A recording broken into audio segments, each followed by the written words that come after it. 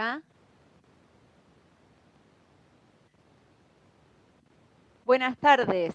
Desde Fundación OSDE, filial Río Uruguay, les damos la bienvenida a una nueva transmisión en vivo. Como todos los años, en noviembre se conmemora el Día Mundial de la Diabetes para crear conciencia sobre la enfermedad, su impacto en la salud y el bienestar de las personas y las estrategias eficaces que pueden utilizarse para prevenirla y controlarla. Hablemos de la diabetes. Es el tema de este encuentro que para ello nos acompañan Luis Juan Neira, médico, especialista en medicina interna y en diabetes, forma parte del equipo interdisciplinario de Sendia. Andrea Camerini, licenciada en nutrición, coordinadora del programa SendiaFit para el tratamiento interdisciplinario de la obesidad, integrante del servicio de nutrición del Hospital Delicia Concepción Mas Bernat. Elisa Nies, técnica podóloga. Agradecemos a las empresas que nos acompañan y hacen posible esta charla. OSDE, Binaria, Interturis Digital, Cienza Argentina y el equipo de Sendia. Al final de la exposición vamos a responder las preguntas que ustedes nos vayan dejando en el chat. Ahora sí, los dejamos con Luis Neira, Andrea Camerini y Elisa Nies. Bueno, Viviana, muchas gracias. Buenas noches, buenas tardes a todos. Gracias por estar. Como decía Viviana recién, estamos muy contentos de estar acá. Este mes es noviembre, es un mes muy importante para nosotros. Es el mes mundial de la diabetes. El 14 de noviembre es el día específico de la diabetes. Y nosotros desde nuestro equipo lo que hacemos es fomentar, informar sobre esta enfermedad para que el paciente, la persona que tiene diabetes, no se sienta solo y poderlo acompañar desde nuestro humilde lugar. Obviamente, ¿qué es lo que vamos a hacer? Vamos a hablar sobre diabetes, qué es la diabetes, tipos de diabetes, síntomas, factores de riesgo, tratamiento. Y bueno, vamos a empezar. ¿Qué es la diabetes? La diabetes es una enfermedad donde tienen la glucosa, el azúcar, aumentada en la sangre. ¿Sí? ¿Por qué se da esto? Se da porque la insulina, que es el páncreas, que libera insulina, no se puede utilizar o se libera de forma escasa o no se libera directamente. ¿Sí? Esta enfermedad crónica, que esto quiere decir que no se cura por ahora, la va a llevar el resto de la vida la persona. ¿Qué tipos de diabetes hay? Bueno, hay tres tipos de diabetes. Diabetes tipo 1, que es el 10% de los casos diagnosticados de diabetes, que en la segunda parte vamos a hablar un poquito más. La diabetes tipo 2, que es el 90% de los casos, está muy relacionada con, bueno, también vamos a hablar un poquito con qué, pero la herencia está muy relacionada con eso. Y por último está la diabetes tipo gestacional, la diabetes gestacional, que esto, bueno, se da en embarazadas. Que los factores de riesgo que predisponen para esto son las mujeres mayores de 30 años, la herencia familiar de tener diabetes, las mujeres que son obesas. Pero bueno, hablemos un poquito sobre el factor de riesgo. El factor de riesgo principal para esto, para la diabetes tipo 2, que les decía, es el 90% de los casos que se diagnostican, es la obesidad. Más allá de que tenemos un factor hereditario, genético, que viene ya de los padres, la obesidad es lo que manda en la diabetes tipo 2. ¿Y por qué? Porque aumenta el tejido adiposo, la grasa, y esta grasa hace que trabaje más el páncreas, que era lo que decía, el que sintetiza, el que produce y el que libera la insulina, y la insulina que es la que necesitamos para que el azúcar entre a las células. Si no, se queda en la sangre, y esto es lo que llamamos diabetes, y aumenta en la sangre. ¿Qué síntomas podemos tener en la diabetes? Bueno, en realidad podemos tener varios síntomas, algunos específicos, otros inespecíficos. Estos pueden ser el cansancio, que nosotros le llamamos astenia, orinar mucho, bajar de peso sin una causa específica, lesiones en la piel, problemas sexuales, que esto muchas veces las personas que nos vienen a consultar no lo refieren, pero sí cuando le preguntamos nos confirman esto. Esto quiere decir que es muy común, es tabú. Mucha hambre, visión borrosa, otro de los síntomas muy común. Edema, hinchazón en los miembros inferiores, mucha sed y infecciones en diferentes partes del cuerpo, que siempre pueden ser, pueden ser vaginales o genitales en general. Nuestros pacientes nos preguntan, pero bueno, ¿cuáles son los valores normales que tiene una persona que tiene diabetes, que no tiene diabetes? Y es una pregunta muy importante porque esto nos ayuda a definir y a saber dónde estamos parados. Los valores normales de glucemia son basales, esto quiere decir con un ayuno que nos hacemos en el laboratorio, son entre 70 y 110. ¿Sí? Después, entre 111 y 125, vemos una glucemia alterada en ayuna. Esto no quiere decir que tengamos diabetes, pero sí es un camino para la diabetes. Después, para hacer diagnóstico de diabetes, tenemos varias formas. Una de ellas son dos valores mayor o igual a 126 en diferentes laboratorios. También esto es algo que aparece en la consulta diaria en diferentes laboratorios. No quiere decir que se pueda hacer en un laboratorio o otro, sino son diferentes análisis de sangre. Dos valores en ayunas mayor o igual a 126. Otra forma es un valor mayor o igual a 200 al azar, o sea, en cualquier momento. Y otra es la prueba de tolerancia oral a la glucosa. Esto lo hacemos para hacer diagnóstico de diabetes, también se hace para hacer diagnóstico de diabetes gestacional, o sea, a las mujeres embarazadas que padecen diabetes. ¿Cómo se hace esta curva? Esta curva, la persona llega con sospecha de diabetes, le sacan sangre, le dan de tomar una solución, un líquido con azúcar, que eso ya está estandarizado, y a las 2 horas, a los 120 minutos, lo que hacen es sacarle sangre nuevamente. Si ese valor da mayor a 200, se hace diagnóstico de diabetes en el caso de diabetes tipo 2. En el caso de diabetes gestacional tiene otros valores. Y para ir finalizando, ¿cuáles son los pilares más importantes que nosotros tenemos para el tratamiento? Son 4. La actividad física, una actividad física adecuada y adaptada. Nosotros no podemos llevar a cualquier persona a hacer cualquier actividad física. No podemos llevar a un paciente, a una persona que tenga sobrepeso a hacer triatlón porque nunca lo hizo. Se empieza con una caminata, después va aumentando y se busca una actividad que le guste. Eso es importantísimo para que sea mantenida en el tiempo. Y también alguien que lo asesore, profesor, que sepa cómo tratar a una persona con diabetes. Otra de las cosas, nosotros de nuestro grupo apoyamos mucho, es la educación. La educación, obviamente, para la persona que tiene diabetes, conocerse es muy importante, pero también el contorno, o sea, los familiares, amigos, también deben saber.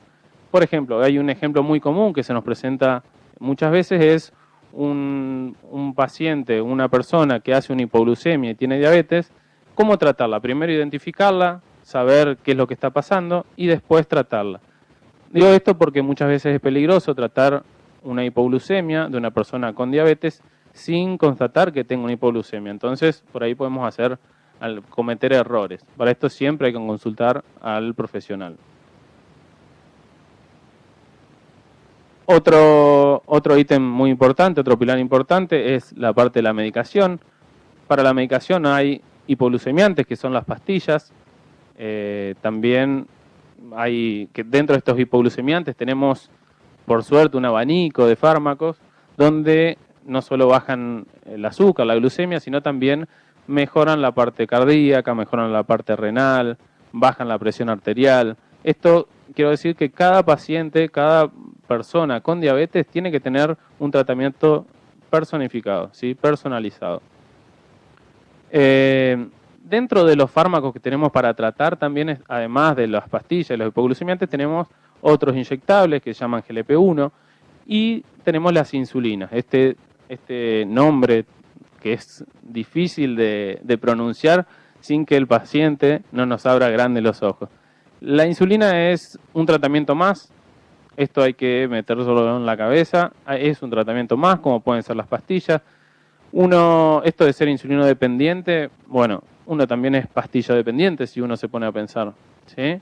La insulina no da ceguera, no da impotencia, no da mayor posibilidad de amputación, nada de todo esto.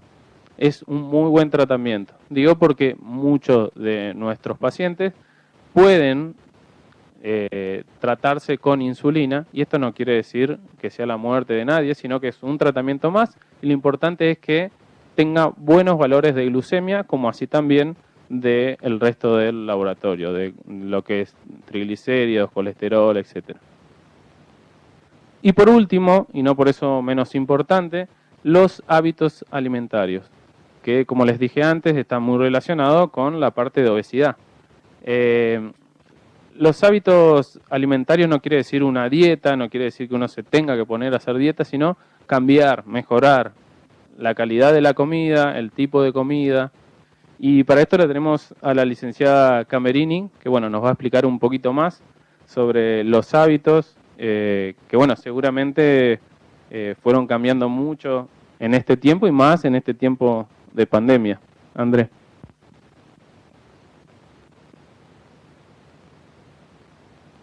Bueno, Luis, muchas gracias. Bueno, sí, como vos dijiste, hubo cambios importantes en la vida de todos a nivel mundial. Y un poco para saber lo que pasa en nuestro país, en la Argentina, nosotros en general se hace cada 4 años aproximadamente, a partir de 2003, una encuesta que es para evaluar, bueno, qué es lo que consumen los argentinos. Esta encuesta se hace más o menos en 5.000 hogares a lo largo de todo el país. Y los datos que arrojó en la encuesta de factores de riesgo, que se hizo en el 2018, pero después los datos estuvieron en el 2019, así que son los últimos datos vigentes que nosotros tenemos, es que la prevalencia de diabetes o de glucemias alta aumentó. También otra información que arrojó esta encuesta es que el exceso de peso, la prevalencia de exceso de peso aumentó en nuestro país. O sea, en casi un 62%. Otro dato importante es que la inactividad física también aumentó, casi un 65%. Previo a la pandemia, nosotros con solo mirar las calles, los parques, pensábamos que la actividad física aumentaba en nuestro país, que todo el mundo corría, nadaba, andaba en bicicleta. Pero bueno, esto un poco nos sitúa en que la realidad argentina es que hay más inactividad física, o sea, somos más sedentarios que antes. ¿Qué pasa? Hasta esta encuesta, cada 10 argentinos, 6 argentinos tenían sobrepeso. Esta encuesta se realiza en adultos a partir de los 18 años. Y por supuesto, por el estilo de vida y quizás porque uno tenga que tener más de un trabajo, más de una actividad, el sedentarismo en realidad aumentó. Y otro dato que arrojó la encuesta que les quiero compartir es que solo el 6% de los encuestados consumió esas 5 frutas o verduras al día. O sea que el consumo de frutas y verduras en nuestro país es bajo. Esto fue previo al año 2020, que no lo vamos a olvidar. Y en el 2020 tuvimos y tenemos la pandemia por COVID-19, con lo cual esto que ya se veía reflejado en la encuesta de factores de riesgo, en cierta medida aumentó. ¿Por qué? Porque, bueno, a partir de marzo, no lo vamos a olvidar, tuvimos que tener un aislamiento obligatorio, con lo cual nos movimos muchísimo menos, cada vez nos movimos menos, y toda esta pandemia trajo un impacto emocional muy grande porque empezamos a sufrir más estrés del que seguramente teníamos, nos tuvimos que encerrar, muchísimas personas tuvieron que cambiar sus hábitos de trabajo, su trabajo se vio suspendido, o sea, básicamente el estrés nos atravesó a todos. Y siempre dicen que el sueño se alteró, y es real, o sea, se alteró el sueño, se alteró el ritmo, o sea, la gente permanecía despierta sobre la noche y quizás eso también hizo que los horarios de comida se fueran cambiando. Bueno, todos los factores emocionales lo que terminaron haciendo es que en una encuesta que hizo la Sociedad Argentina de Nutrición pudo evaluar que 6 de cada 10 argentinos habían admitido ganar peso, entre 1 y 5 kilos. Pero después lo que por ahí vemos en la realidad es que hay personas que han llegado a ganar hasta 10 kilos en esta pandemia. Bueno, esto es un desafío para los que trabajamos en nutrición, porque ahora más que nunca tenemos que, cuando llega una persona con un diagnóstico reciente de diabetes o con una insulinoresistencia, o viene ya con un sobrepeso o obesidad y una insulinoresistencia, y le han dado un diagnóstico de diabetes, a todo esto que por ahí quise contarlo de inicio para que nos podamos parar en cuál es la realidad, esa noticia en general siempre provoca muchas cosas. Y ni hablar cuando el equipo de salud, el médico, deriva al nutricionista. Lo primero que piensan los pacientes es, ¿al nutricionista? Uy, no voy a poder comer nada. Bueno, ya aprovecho a comer todo porque tengo fecha de consulta en una semana, entonces me tengo que despedir. Y además uno cuando empieza a comentar, cuando va al barrio a hacer una compra, empieza a comentar, uy, tengo la glucemia alta. Siempre está la opinión, por supuesto, que hay gente que ha pasado por esto, ha tenido algún familiar o conoce a alguna persona que tenga diagnóstico de diabetes o de insulinoresistencia y empiezan a opinar, no vas a comer nada, ¿sabes qué? Ahora no puedes comer harinas, nada, pan, nada. La cerveza, olvídate, la picada no la podés comer. Entonces la gente en general, tiene que sacar turno al nutricionista y llega así como tímido a la consulta. Y un poco, ¿por qué? Porque piensan en las prohibiciones y en pasar hambre y en hacer algo con sacrificio. Esto es lo más frecuente. Entonces, ¿qué tenemos que hacer los que trabajamos en nutrición? Es un poco hacer esa consulta, esa primera consulta es una anamnesis, es una entrevista, tomarnos el tiempo necesario, necesitamos tener un tiempo de consulta porque tenemos mucho que investigar. Llega una persona, no la conocemos, no sabemos qué le gusta, no sabemos quién cocina, no sabemos si le gusta cocinar, no sabemos con quién vive. Bueno, estas son las preguntas que necesitamos hacer en esa primera entrevista. Conocer datos de su vida, conocer datos de cómo fue su historia de peso, cómo fue cuando era chico, en la adolescencia, conocer si tuvo tratamientos previos, cuál fue la experiencia de los tratamientos previos.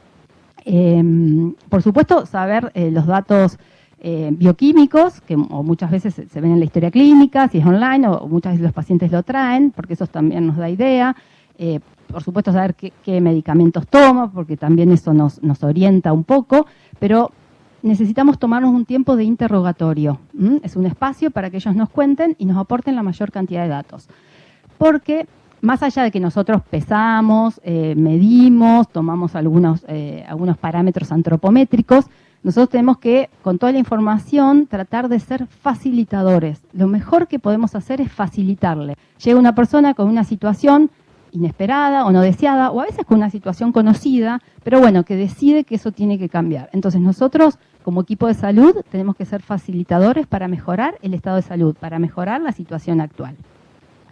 Y lo que hay que plantear en las consultas, más allá de tener, por ejemplo, algún recurso visual, como para empezar a hablar de qué alimentos, cuántos, las porciones y demás, nosotros tenemos que plantear pequeños cambios. O sea, no nos sirve querer cambiar todo de un día para otro. A nadie, le va a gustar que alguien llegue y le diga, todo esto no y esto sí. Y es la antítesis de lo que desea, le gusta, quiere, puede. Entonces, en general son pequeños cambios. Si en cada consulta podemos pautar de común acuerdo un cambio, eso va a ser como una escalera y vamos subiendo escalón por escalón. Es la mejor forma de hacerlo. Y sobre todo tener objetivos posibles, no ideales, posibles y súper personalizados. Cada una de las personas que llega al consultorio de nutrición es distinta a la anterior y va a ser distinta a la que viene. Entonces es sumamente importante personalizar el tratamiento, el plan de alimentación, el tratamiento nutricional. Bueno, un poco para meternos algo más en nutrición, que quizás es pensando en las personas que tienen sobrepeso, insulinoresistencia y diabetes tipo 2, es un poco uno de los consejos que solemos sugerir es tener momentos de comida, porque eso ordena, eso da pautas. Y quizás, tratar de, si la persona tiene el hábito de desayunar, poder empezar a focalizarnos en qué puede ser un desayuno. Por ahí un desayuno completo. Dijimos que no hay que ir a lo ideal, pero por ahí es bueno ir sabiéndolo, porque a veces hay pequeños cambios que se pueden hacer, siempre buscando dar saciedad y que sea agradable. Y un desayuno o una merienda completo son cuando tienen algunos alimentos que nos llenan, como dije, por ejemplo, como son las proteínas.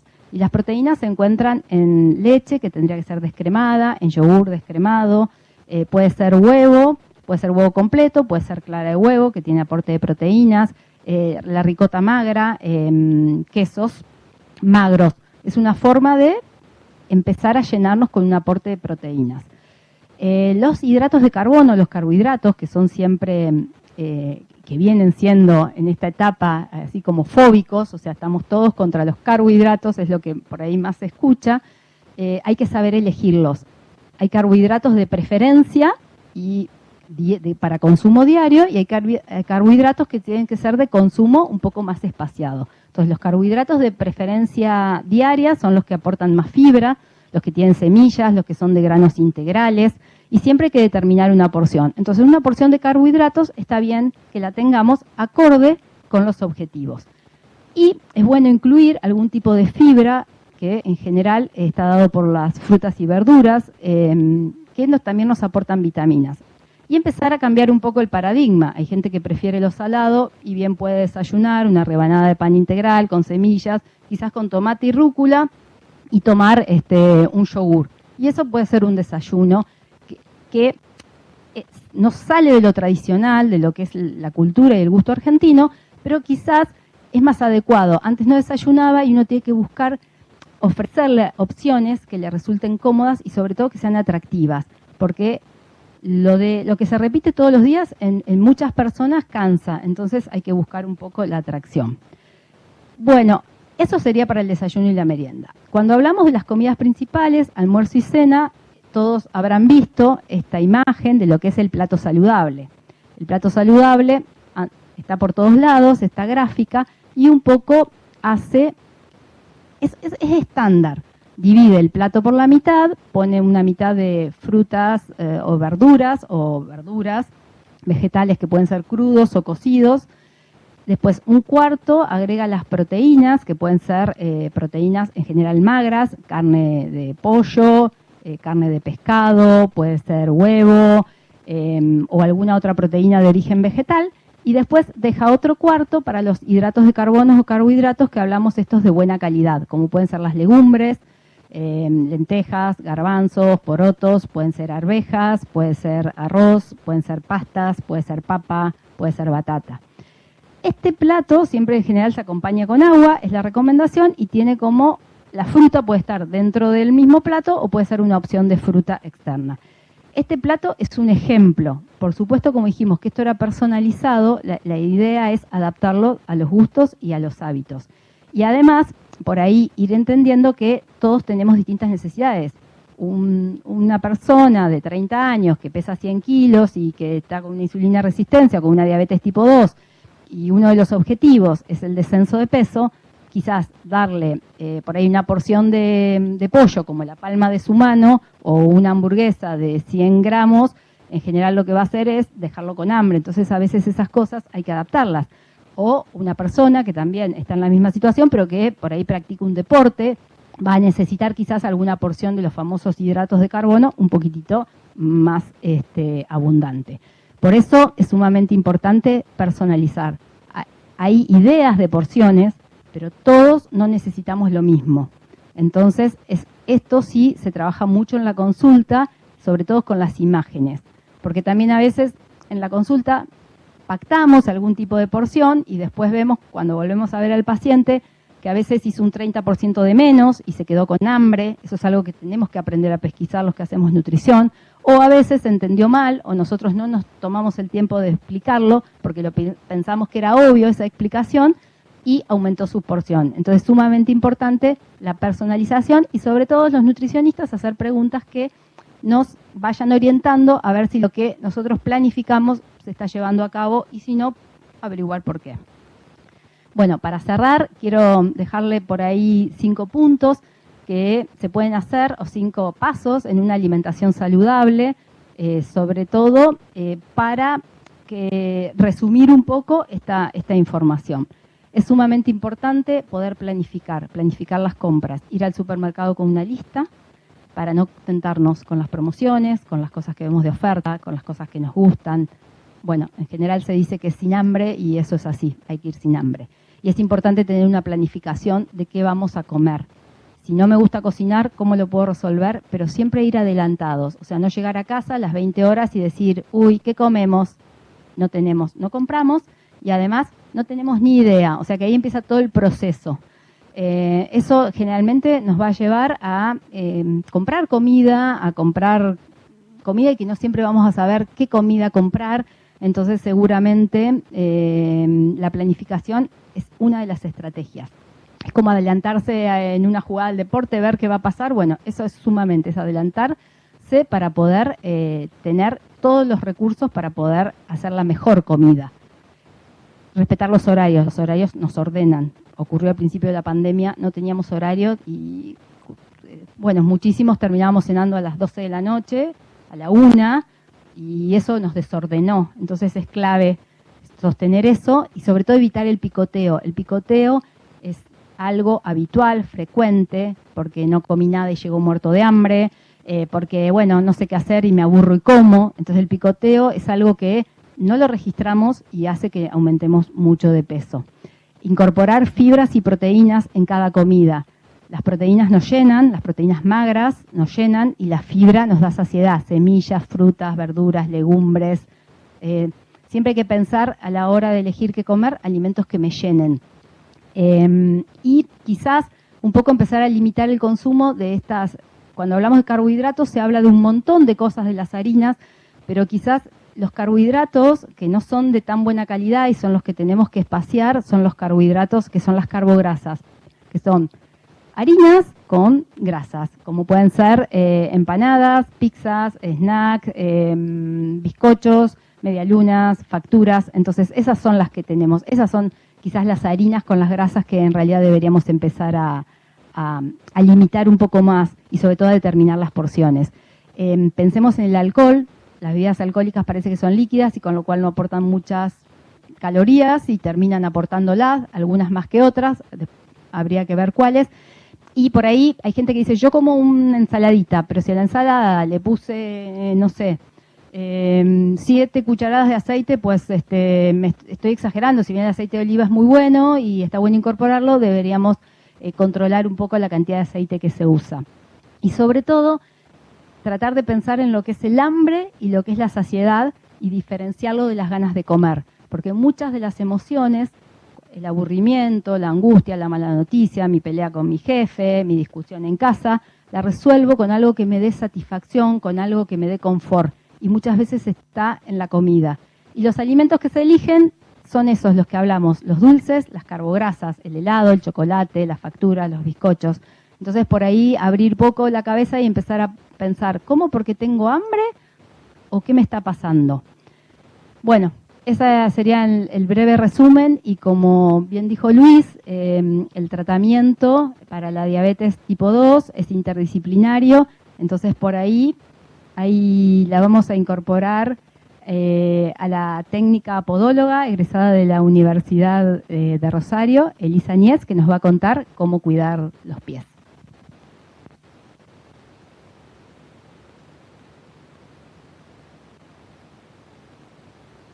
Bueno, algunos de los tips para el cuidado de los pies, para mantener los pies saludables, es primero y principal con la higiene diaria, lavando el pie todos los días con agua tibia y jabón, secándolo bien, especialmente entre los dedos para que no se formen hongos, y hidratándolo, que puede ser con vitamina A o vitamina E, o la urea, por ejemplo, es una buena crema.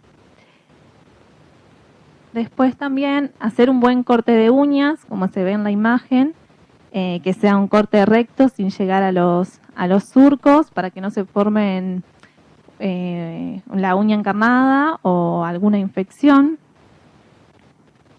Después, en pacientes, en las personas con diabetes, es mejor que elijan las medias de colores claras, así si hay una herida que no la sentimos, después la vemos reflejada en las medias también que que no nos aprieten, así puede correr la sangre. Después, los callicidas, siempre con las durezas, a veces se elige el callicida, pero es mejor evitarlos porque muchas veces son los callicidas líquidos y puede tocar la piel sana y causar quemaduras o irritación. Entonces, mejor si nos sale algún callo o piel que se nos hace gruesa, mejor después de bañarse, pasarse alguna lija, lima o alguna piedra pómez, suave siempre, para evitar todas las irritaciones y quemaduras. Y también elegir un buen calzado, que es mejor el calzado es comprarlo a la noche, a la tarde, y no a la mañana, porque así el pie está, elegimos el talle correcto y no, o sea, que a la mañana no está tan hinchado, y también que el calzado sea flexible, amplio y que sujete bien el talón.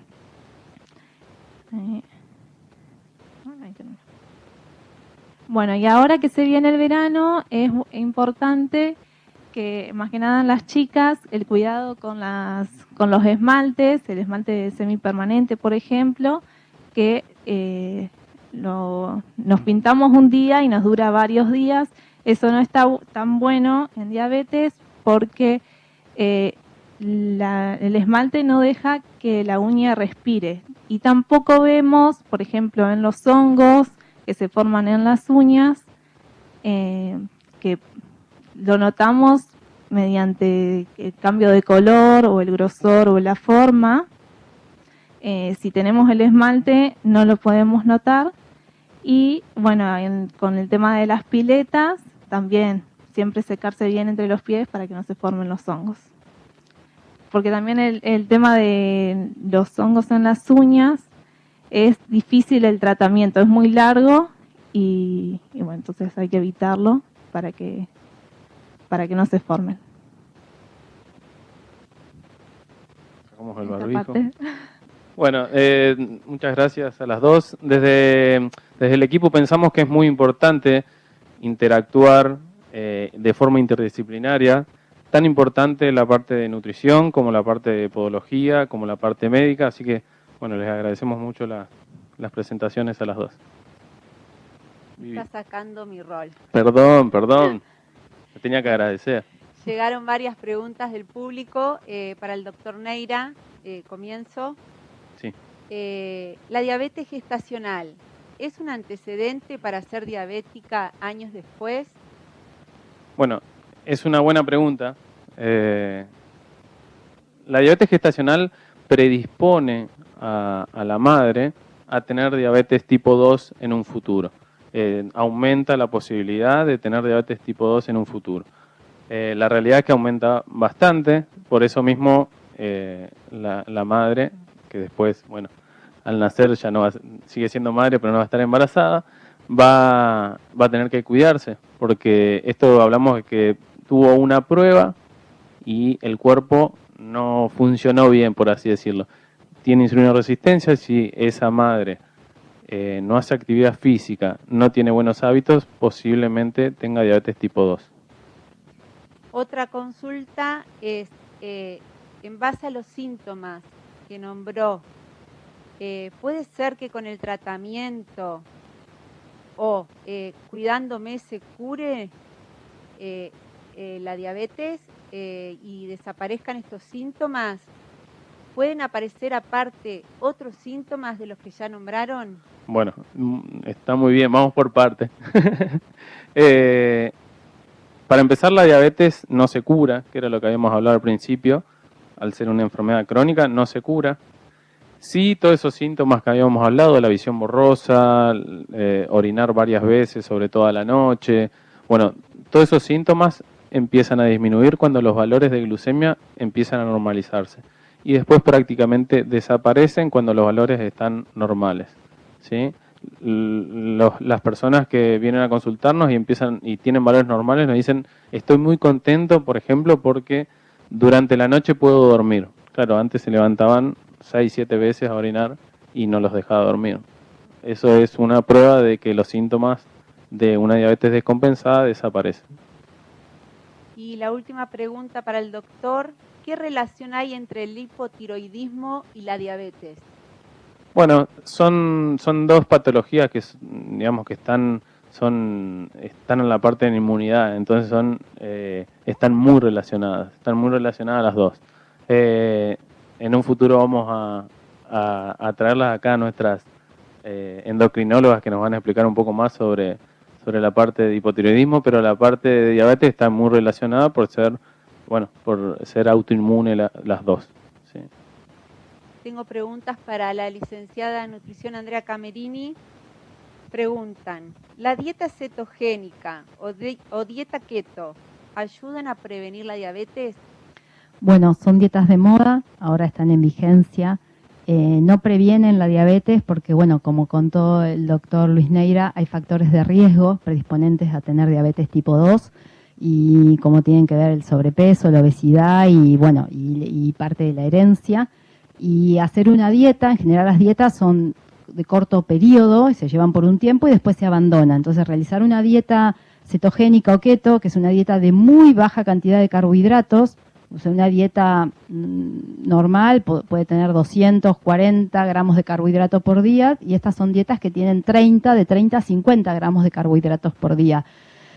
Con lo cual no se pueden llevar a largo plazo, o sea, no son un plan de alimentación, no forman parte de lo que es la educación, que tanto se trabaja en diabetes, entonces en realidad no ayudan a prevenir. Pueden ser como un salvavidas en quien las tolere, pero no es lo que nosotros recomendamos básicamente, porque son dietas de moda y nosotros recomendamos hábitos o planes de alimentación posibles y sobre todo hábitos saludables. Y en la diabetes tipo 1, no, en ambas están totalmente contraindicadas y no van a prevenir nada, es menos la diabetes tipo 1 que tiene otro origen. Acá hay una pregunta un poco más larga. Hice un cálculo, saqué el índice de masa corporal y me da cerca de ser obesa y creo que no podría llegar al índice que es normal para mí. ¿Sugieren hacer algo en especial? ¿Cómo puedo llegar a ese peso? El índice de masa corporal es algo que está, bueno, en casi todas las redes, que es multiplicar la altura y dividirla por el peso y nos da unos datos. En general son cosas que no las usamos frecuentemente, sí sirven para una gran población y poder decir rápidamente, bueno, estás con peso normal o con sobrepeso o con obesidad, pero en líneas generales, como hablamos de personalizar, cada persona que llega al consultorio es una persona que tiene una historia de vida y si tiene un peso, como en este caso esa consulta que tiene un peso que este índice le da obesidad, bueno, el peso tiene varios componentes, o sea, tiene músculo, hueso, grasa y demás, que eso es importante evaluarlo y sobre todo va a poder disminuir el peso en función a su historia de vida. O sea, quizás no pueda llegar al peso que marca el índice de masa corporal normal. Eso por ahí sería la respuesta. Y sobre todo, pensar en un descenso de peso saludable. El descenso de peso saludable es a largo plazo. Se habla entre un 5 y un 10% a los 6 meses. O sea, un descenso de peso tiene que ser sumamente lento, porque es la forma de poder incorporar nuevos hábitos y en hábitos no solo de alimentación, actividad física, evitar el picoteo y todo eso que hablamos. Entonces los descensos de pesos tienen que ser lentos y con ya ver un descenso de peso entre el 5 y el 10% se ven valores mucho mejores en el laboratorio y en muchos parámetros clínicos y bioquímicos. Sí, baja mucho la hemoglobina glicosilada, con solamente un pequeño descenso de peso, con un 10% el descenso de peso. Si alguien pesa 90 y baja 9 kilos, ya se ve que mejoró un montón y eso puede hacerlo en 6 meses, o sea, sin tener que sufrir hambre o situaciones complicadas. Y bueno, y sumando la actividad física, que es otra. La última pregunta dirigida a Lisa. ¿Qué diferencia hay entre una pedicura y una podóloga? Sí, las pedicuras más que nada es de la belleza, que la pintura de uñas y eso, y la podóloga es más la salud del pie. Si es una uña encarnada, callitos y eso. En síntesis. Bueno, muchas gracias a los tres. Ahora continuamos con la disertación de Carolina Gómez Martín, médica especialista en medicina interna y en diabetes, vocal titular de la Comisión Directiva de la Sociedad Argentina de Diabetes, codirectora de Sendia. Teresita Román, licenciada en nutrición y educadora en diabetes, especialista en clínica en Medtronic.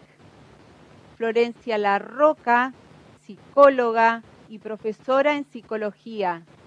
Integra la Red de Psicólogos Unidos por la Diabetes.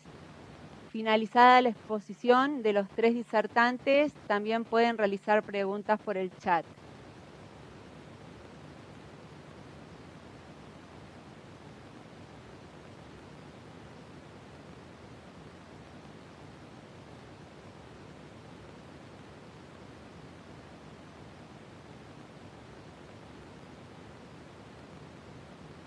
La presentación y vamos a pasar en esta segunda parte a hablar específicamente de la diabetes tipo 1.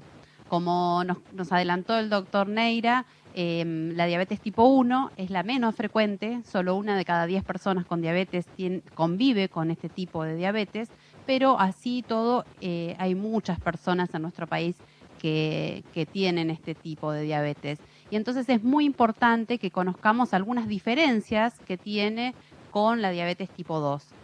Y en este sentido, la primera diferencia que me gustaría contarles es que es una diabetes de una causa distinta. La diabetes tipo 1 no se puede prevenir, no hay forma de prevenir y no está asociada ni al sobrepeso, ni a la falta de actividad física, ni a comer muchos dulces, ni a ninguna otra conducta que la persona haya tenido previamente, sino que es una enfermedad autoinmune. ¿Qué quiere decir esto? Quiere decir que el organismo en algún momento, y no se sabe bien por qué, empieza a desconocer a las células del páncreas que forman insulina y las destruye, las ataca y las va destruyendo. Y esto es un proceso que sucede bastante rápido y a diferencia de la diabetes tipo 2, que puede estar durante mucho tiempo sin síntomas, la diabetes tipo 1 rápidamente, en pocos días o quizás algunas semanas, se manifiesta con síntomas muy importantes como la sed aumentada, orinar mucho, pérdida de peso. Y esto es algo importante a tener en cuenta porque la diabetes tipo 1 se produce en general en niños, en adolescentes o en personas jóvenes, hasta los 40 años es lo más frecuente. Entonces, muchas veces son los familiares, la mamá, el papá de este niño, los que detectan que hay algunos de estos síntomas y es importante, en ese caso, concurrir a la consulta. Los criterios de diagnóstico, cómo sabemos, cómo se diagnostica, es con un análisis de sangre y los valores que se utilizan son los mismos que para diabetes tipo 2 que ya mencionó el doctor Neira. Una vez que está hecho el diagnóstico, entonces que en general es un momento difícil para la familia o para la persona con diabetes, porque hay que hacer muchos cambios de repente, y estos cambios tienen que ver con que al dejar de funcionar las células que producen insulina, vamos a tener que reemplazarlas. Vamos a tener que reemplazarlas ¿cómo? Por un lado, midiendo la glucosa. Las células que producen insulina normalmente miden nuestra glucosa durante todo el día y van liberando la cantidad de insulina exacta.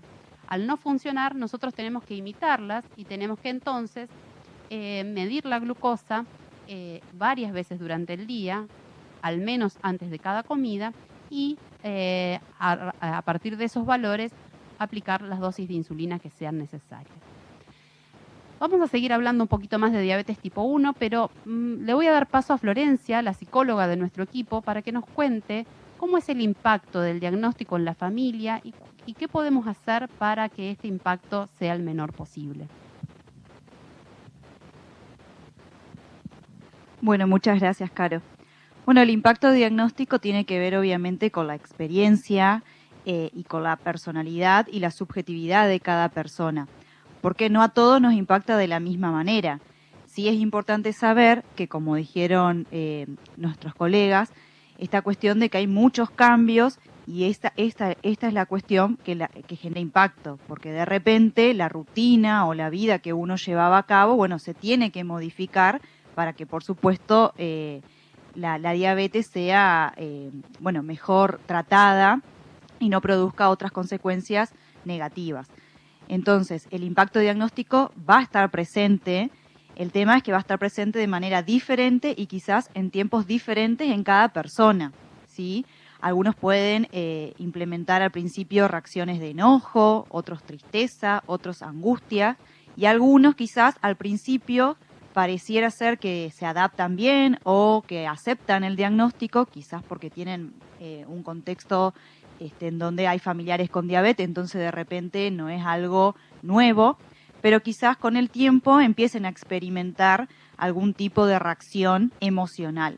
Porque como dijeron la doctora, el doctor y la nutricionista, esta cuestión es permanente y quizás en otros momentos de la vida, o sea, en otras situaciones, nos encontremos con que tengamos que realizar cambios y bueno, eso nos puede generar algún tipo de emoción. Entonces tengan en cuenta de que no es al inicio solamente el impacto, sino que puede ser a lo largo de la enfermedad y con cuestiones que nos pueden desestabilizar. Esta situación de pandemia fue algo que es algo muy novedoso, irrumpe de una manera diferente en la vida de cada uno y hay situaciones cotidianas como accidentes, eventos traumáticos, mudanzas u otro tipo de episodios que también generan emociones y por supuesto todo impacta en la cuestión emocional de la diabetes.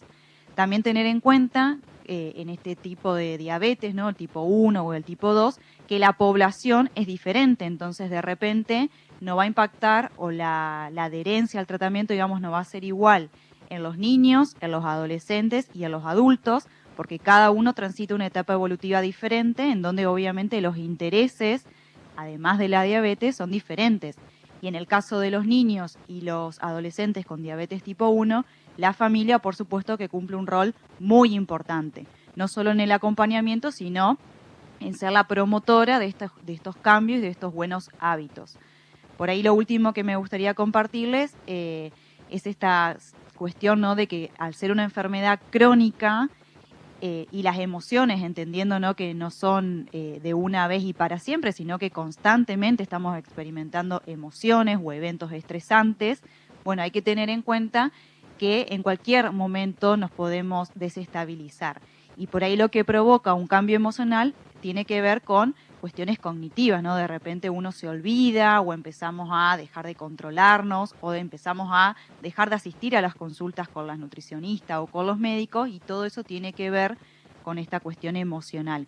Y esta cuestión que decía el doctor Luis hoy, ¿no? Esto de los síntomas no se curan, pero obviamente con un adecuado tratamiento los síntomas mejoran, incluso desaparecen. Entonces también estar atento que la ausencia de síntomas no significa ausencia de enfermedad. Esta cuestión a veces uno también genera, ¿no?, la parte emocional como una cierta tranquilidad de que ya todo está bien y también hace que uno por ahí se pueda olvidar o dejar de cuidarse y todo esto obviamente tiene impacto en la salud y en el control de la diabetes. Así que bueno, en la parte emocional tiene que tener un lado importante, sobre todo en la cuestión de reconocer lo que nos pasa y poder a partir de ahí empezar a ver de qué otra manera lo podemos solucionar.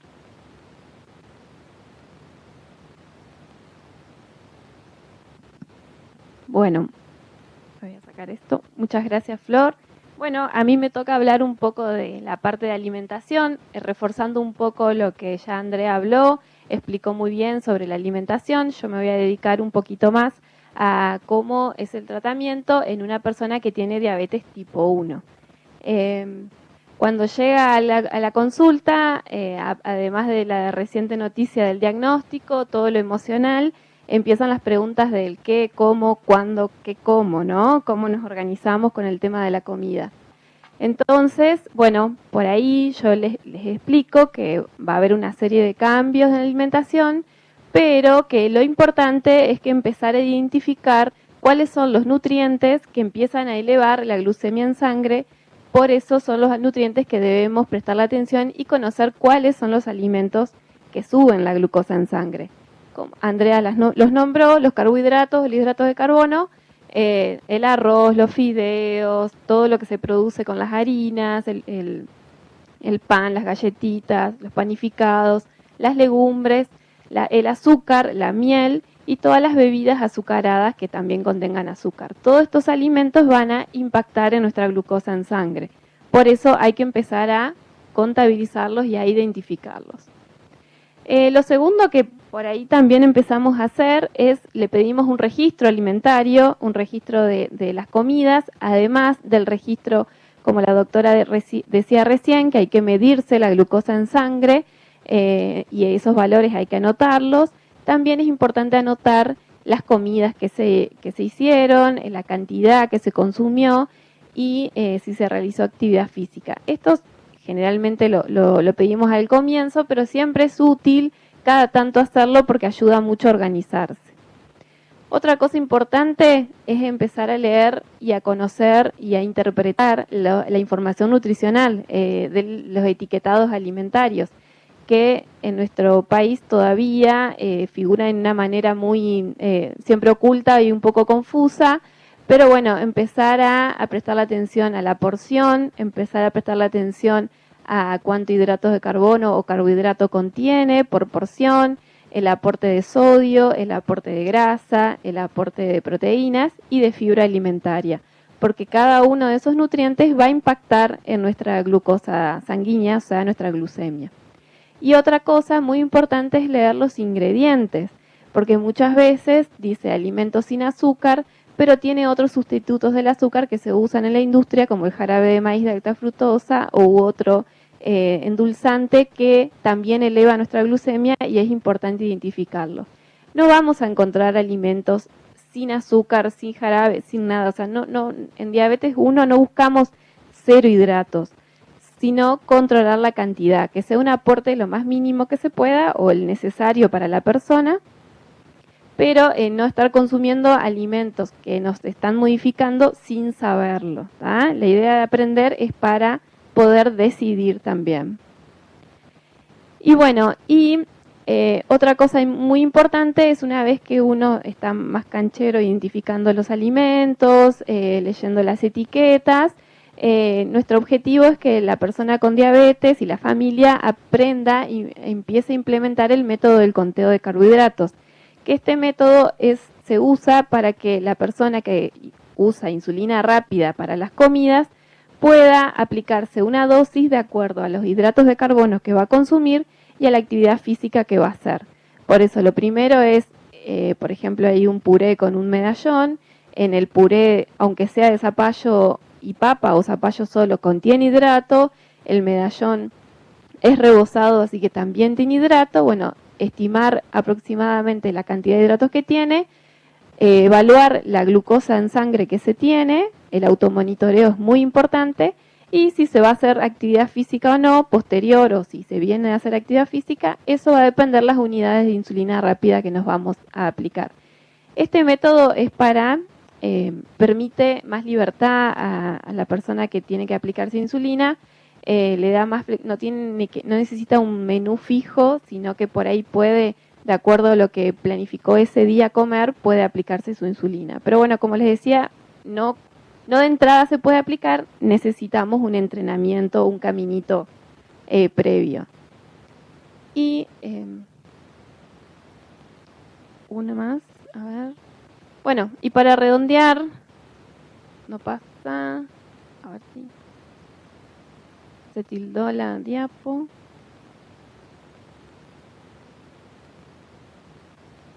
Bueno, les cuento si no. No importa. Lo que mientras el técnico arregla a ver si podemos hacer que pase la diapo, lo que les mostraba eran ejemplos de platos, de preparaciones habituales, diarias, de qué manera se podían mejorar.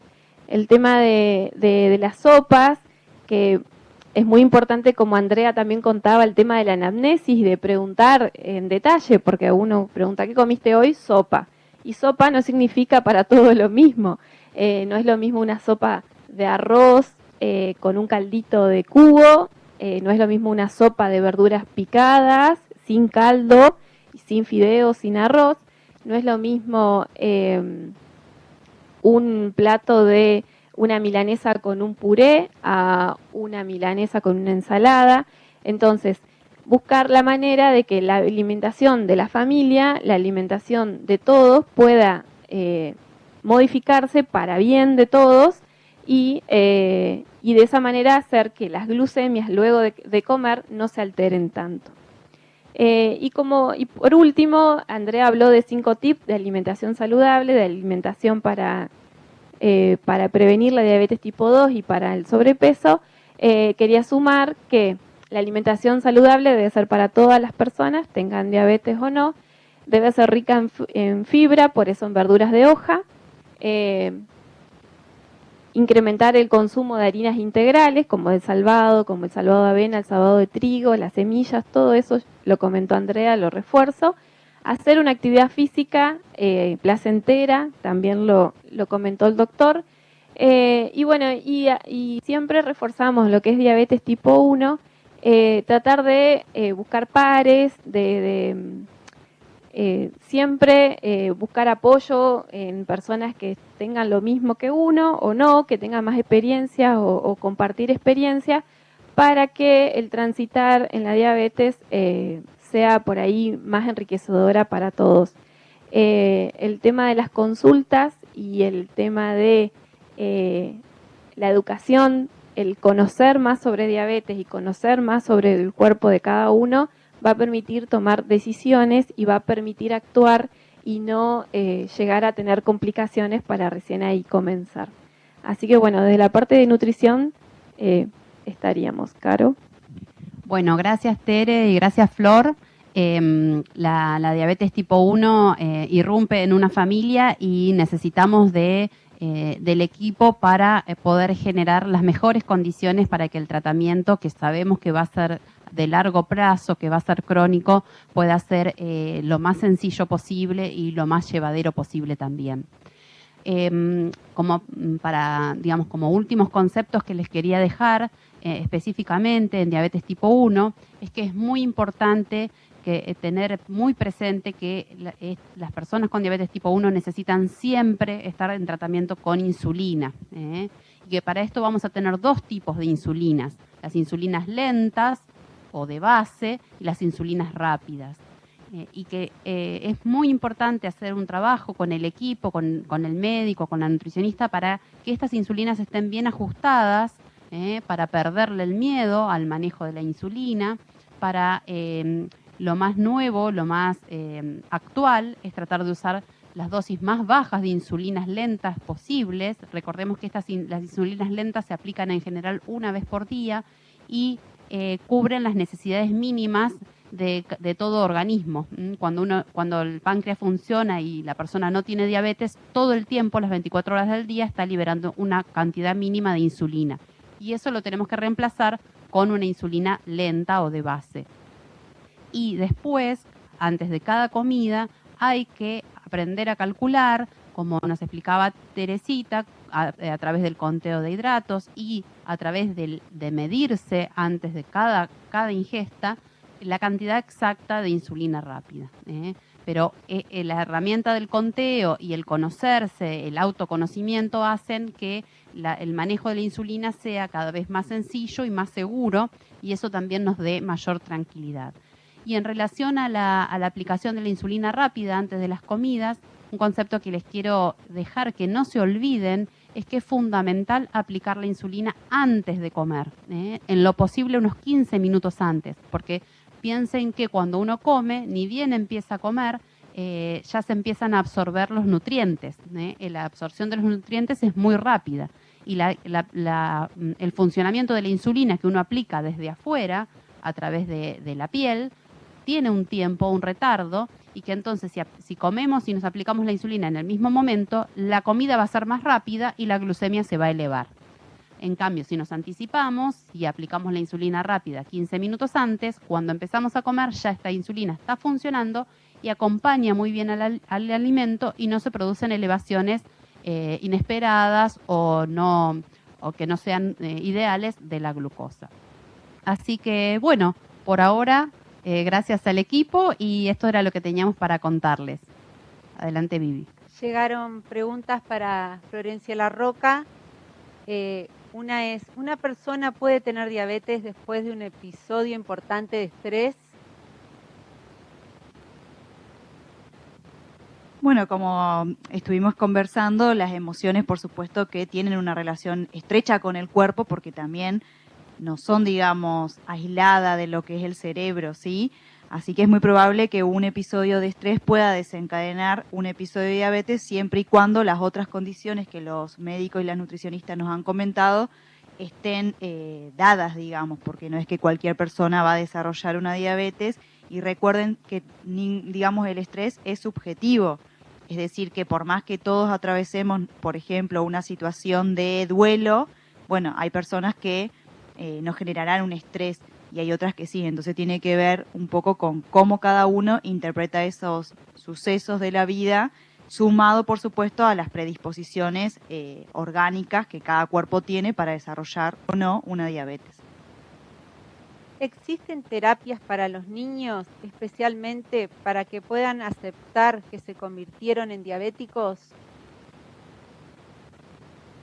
Sí, la terapia con niños, digamos, por supuesto que tiene sus particularidades diferentes a lo que sería adolescentes y adultos, pero en el caso de los niños es muy importante también trabajar con la familia, porque la aceptación no es solamente del niño, es la familia, y muchas veces la familia, bueno, generan sentimientos, ¿no? Algunos se sienten culpables, hay otros que son muy temerosos, y todo eso uno va transmitiendo en el niño, y eso hace que el niño considere su diabetes desde este lugar y no desde un lugar desde la aceptación. Y por supuesto, lo que es niño y adolescente, también trabajar mucho con el contexto, con la escuela, porque también al no tener por ahí información, el grupo de pares puede generarse estas cuestiones de el bullying o el ver, digamos, la diabetes como algo malo o como algo doloroso.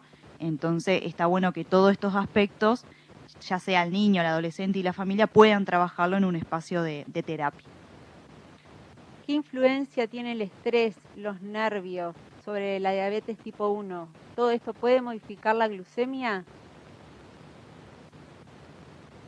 Por ahí no hay tanta evidencia científica de cómo impacta el estrés o la emoción en el valor particularmente de la glucemia, pero sin dudas hay una relación, como dije, estrecha con el cuerpo. Entonces por ahí, cuando uno está nervioso o está atravesando un determinado tipo de emoción, pensemos que las otras capacidades no están al 100%. Entonces, por ejemplo, yo me puedo olvidar de ir a una consulta, me puedo olvidar, como explicaba la doctora recién, de colocarme la insulina a los 15 minutos antes, o me puedo olvidar, como explicaba la nutricionista, de seleccionar el alimento más conveniente. Entonces, estas cuestiones, por supuesto que hacen que esta emoción que me atravesó me desorganice en los otros aspectos, y esa desorganización me va a modificar y alterar sin dudas el valor de la glucemia. Carolina, consultan, ¿qué rol cumple la HbA1c en el diagnóstico de diabetes? Bueno, Viviana, esto es una pregunta muy interesante. La HbA1c o hemoglobina glicosilada es una determinación de laboratorio que se utiliza en nuestro país para el seguimiento de las personas que ya tienen diagnóstico de diabetes, tanto para diabetes tipo 1 o diabetes tipo 2. Pero en Argentina no se utiliza para el diagnóstico. ¿Y por qué no se utiliza para el diagnóstico?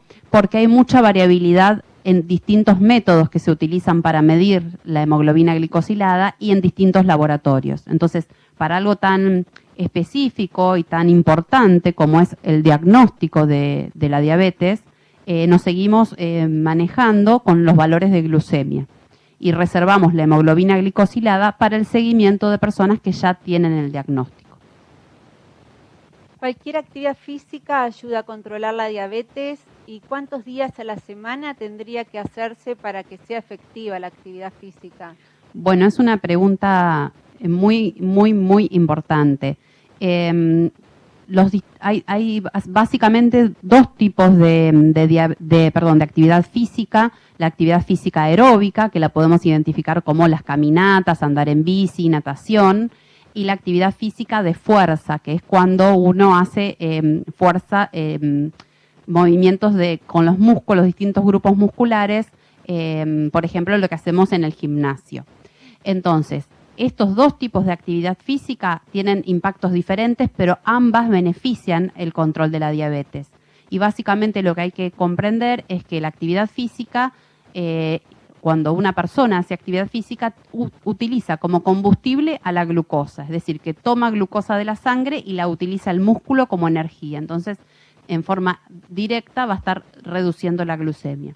Además, que produce beneficios cardiovasculares, en las articulaciones, o sea, muchísimos otros beneficios para la salud. En cuanto a la frecuencia, lo ideal es hacer actividad física todos los días. Hace muy poquitos días se publicaron las nuevas guías de la Organización Mundial de la Salud sobre actividad física, y lo que nos invita es a hacer actividad física en lo posible todos los días, y antes nos decían 30 minutos y ahora si podemos llegar a 1 hora diaria, mucho mejor. Pero lo que hay que tener en cuenta es que cualquier cantidad de actividad física es mucho mejor que nada. Entonces, por donde podamos empezar y con la frecuencia semanal que podamos, eso ya es mucho y es bueno. Es un primer paso. Si no tienen nada más que agregar, iríamos cerrando.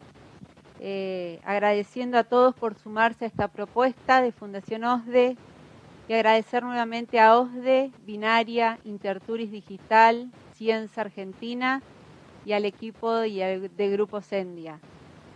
Gracias y buenas noches. Hasta la próxima.